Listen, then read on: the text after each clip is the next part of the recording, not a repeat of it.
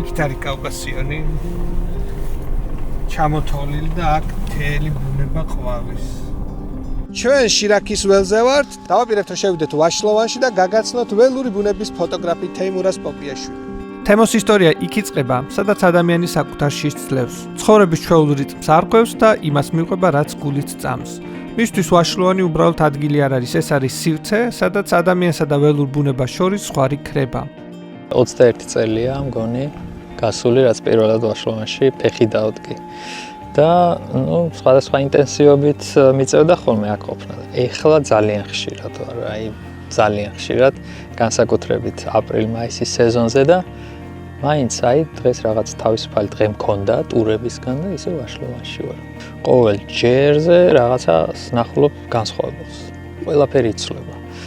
გუშინაც აქ ვიყავი, დღეს სხვანაირია.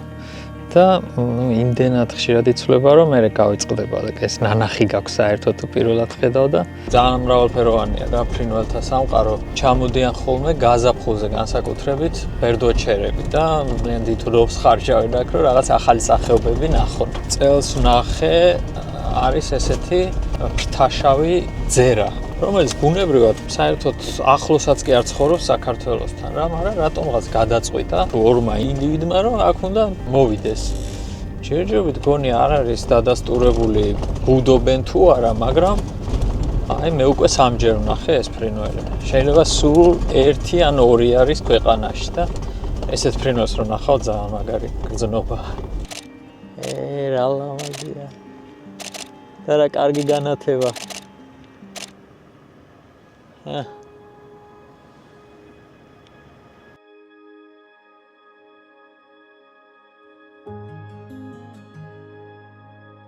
ეს ნაკრძალი არის 90 წლის, ეხლა მე მოგვიანებით შეიქმნა ეროვნული პარკი და ეხლა 35,000 ჰექტარია ჯამში.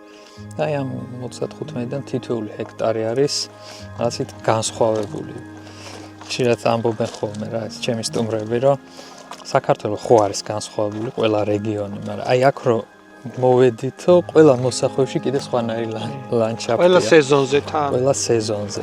ხანდახან ესეც ყოფილა, მივდივართ ხეობაში და იყურებიან მაღლა.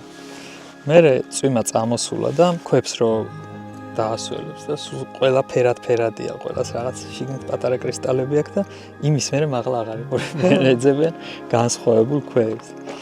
მაგალითად ეხა ეს. ნახე. ნახე როგორი ქვა. ეს ქვა არის ეხლა? ეს ხო დანალექი ქანების პატარა მოლუსკები და არის რამდენი ასეულის მილიონობით წლის წინამდე. ანუ აქ იყო ზღვა. აქ იყო ზღვა, სადაც ილექებოდა და არის ფენები, სადაც ფოთლის ანაბეჭდებს ნახულობ რა. ეს ზღვაც ერთჯერადად კი არ წასულა. იყო ხანდახან წყლის დონის აწევა ალბათ, დაწევა, მერე თვითონ ტექტონიკური მოძრაობის შედეგად ეს ადგილი ადიოდა მაღლა, ხან ჩადიოდა და ფენებს ხვდები, ნიჟარები, მერე ისევ ფოთლები, მერე ისევ ნიჟარები და ძალიან საინტერესოა ამის გააზრება, რანაირად. ხანდახან ისე ვაკეთებ, რომ ვაწყობ სამალავს, სპეციალურ კარავს, თუმცა ეს დიდი პროცესია, იმიტომ რომ ადგილის შერჩევა, კუთხე, საიდან მოვლენ, როგორ აღიქვავენ ისინი, ხარშენ პოტენციური საფრთხე იმათთვის თუ არა, როგორ ჩაჯდებ ბუნებაში, ეს ყველაფერი უნდა გაითვალისწინო, იფიქრო, მოემზადო. შეიძლება ნახო ლეში, რომელსაც დააგდებს ატყუარად, რაც მოიზიდავს ამ ფრინველებს და მე იწყება ალბათ ყველაზე რთული პროცესი. თითქოს ხო ამდენი იწვალე, მაგრამ ყველაზე რთული არის შემდეგ, როცა შედიხარ კარავში, ღამე სანამ განთენდება და ამ პატარა სივრცეში ზიხარ გაუნწრევლად, იმიტომ რომ პატარა ჩამიჩუმიც კი შეიძლება აღმოჩნდეს დაბრკოლება. განსაკუთრებით ახლა როცა ფრინველები ყავს მიზანში, ხო, უარს ხო ვერ ეტყვი გელი რომ მოვიდეს ან ტურა. ამიტომ იმათ უფრო გამახვილებული სმენა აქვს და კიდე უფრო ჩუმად უნდა იყოს. და ესე ერთ პოზაში ყოფნა არის ძალიან რთული გამოცდა. რატომღაც ადამიანების დიდი ნაწილი არ არის ბუნებასთან საკმარისად ახლოს, არ იცნობს ბუნებას და მე კარგად რომ არ აქვს ინფორმაცია, არასწორი წარმოდგენებით ჩდება გველზეც და სხვა ბევრ რაღაცაზე, მტაცებელ ცხოველებზე თუნდაც. ხა მე ამდენი წელი აქ დავდივარ და თუ ეს გიურზები ესე დადიან ყველა მოსახლეობაში და ყველა ქვის ქვეშ არიან, პირველი მე უნდა მიკვინო, ხო, მაგრამ არა არის ესე. ძალიან იშვიათ შემთხვევაში თუ შეხვდები რა.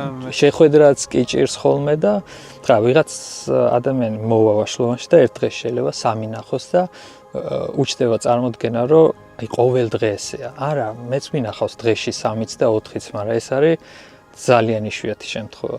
ძირითადად ვერ ნახულობ, ეხაც მშვენიერი ტემპერატურა გიურზა რო იყოს გარეთ, მაგრამ ვერ ნახეთ. თუ ველური ბუნების ფოტოგრაფიას მიჰყოფ ხელს, ან გასწავლის ეს მოთმინებას, ან შენ თვითონ უნდა გქონდეს უკვე, სხვანაირად ვერ გამოგივა კარგად. სწავლობ ბუნებასთან ურთიერთობას.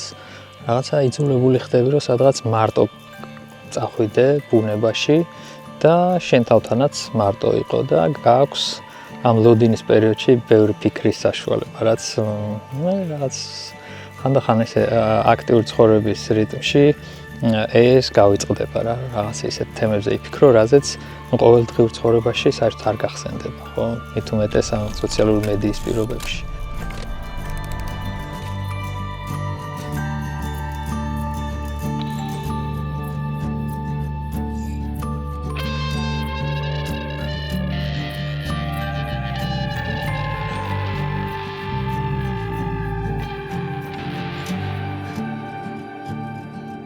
თემო პოპიაშვილი, ველური ბუნების ფოტოგრაფი და ველური ბუნების გიდი.